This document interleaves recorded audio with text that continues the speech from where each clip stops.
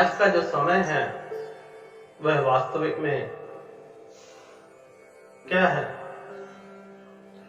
जिसे आप लोग कहते हैं कि ये कलयुग है।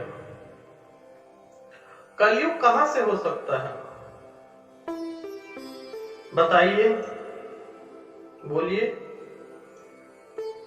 कलयुग में मनुष्य से मनुष्य का मिलन हो सकता था? यह सतयुग है, कलयुग नहीं है। यह आपको भ्रम में रखा जा रहा है कि यह कलयुग है। साधना के लिए सर्वोत्तम समय जो है वह आज का है। पहले मनुष्य भोजन के लिए कहां से कहां निकल जाता था, कुछ पता नहीं चला। आदि मानव हमारे पूर्वज थे। धीरे धीरे उन्होंने अपना कबीला बनाया, धीरे धीरे जातियां विकसित हुई, लोगों में आक्रोश पैदा होने लगा, हिंसा होने लगी, क्रोध पैदा होने लग गया, मानव मानव का दुश्मन हो गया। परंतु आज भी मानव मानव का दुश्मन है, परंतु हमें भोजन के लिए इधर उधर भटकना नहीं पड़ता और ना ही छोटी सी बात के लिए किसी को मारना पड़े। उसके लिए आज कानून है, नियम है। आज हम जिससे चाहें उससे बात कर सकते हैं, जब चाहें। 24 घंटे हमारे हाथ में एक यंत्र है जिसे आज की दुनिया में मोबाइल कहा जाता है। मोबाइल से हम सब कुछ हासिल कर सकते हैं। बैंक जाने की जरूरत नहीं है। बैंक जाने के लिए आपको सिर्फ पैसा जमा कराना है।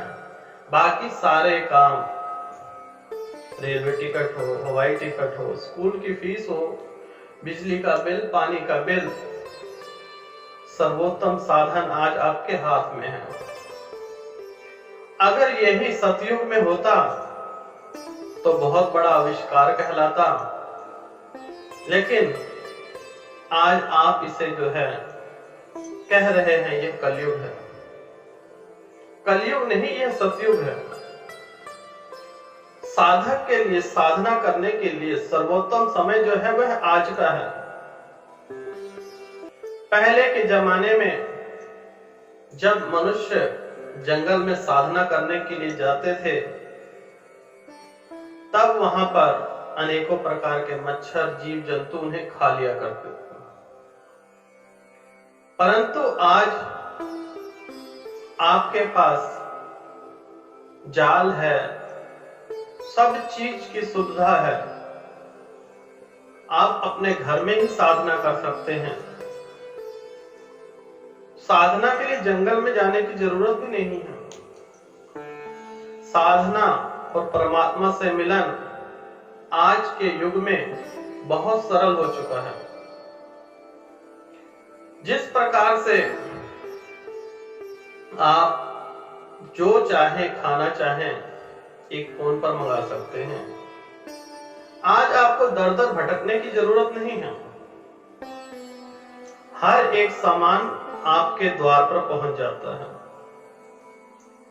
आज तो यह हालत हो गई है कि सरकार भी आपके द्वार पर है।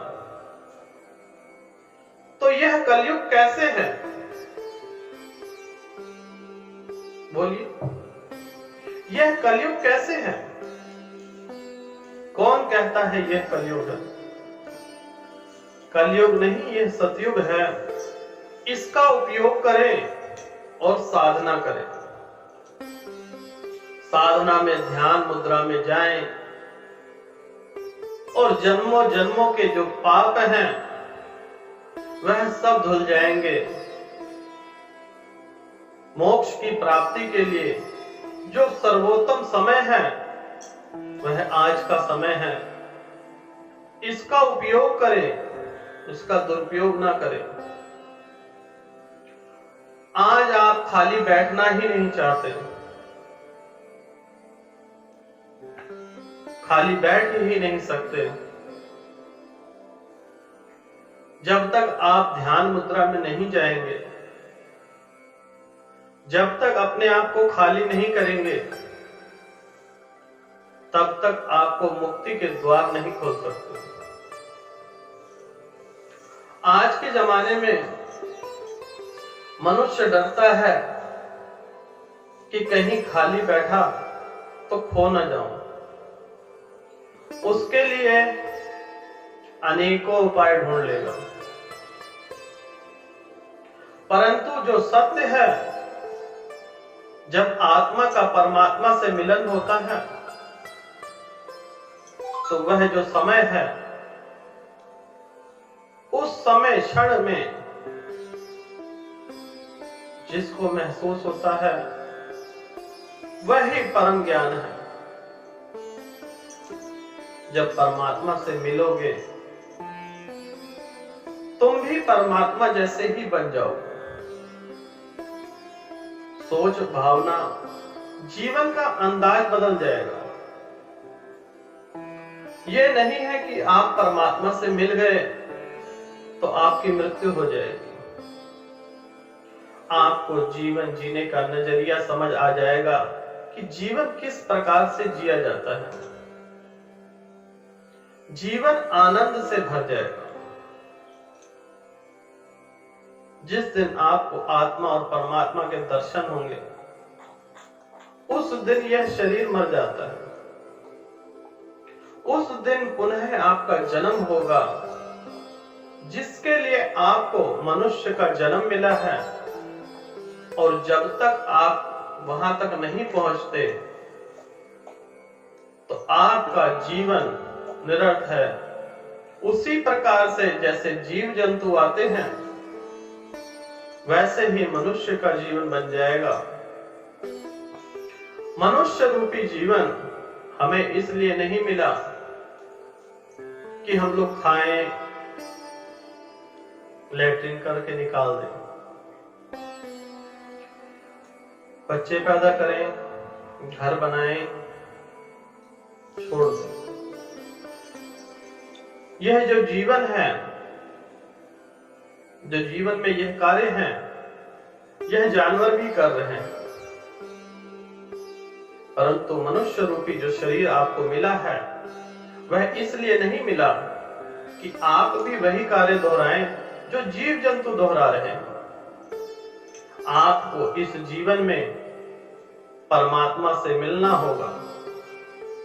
यह कलयुग नहीं, यह सतयुग है। भ्रम से निकलें और अपने आप को पहचानें। कदापि यह ना कहें कि यह जो है संसार मेरे रहने योग्य नहीं है। आप रहने योग्य इस संसार में थे, हैं और रहेंगे।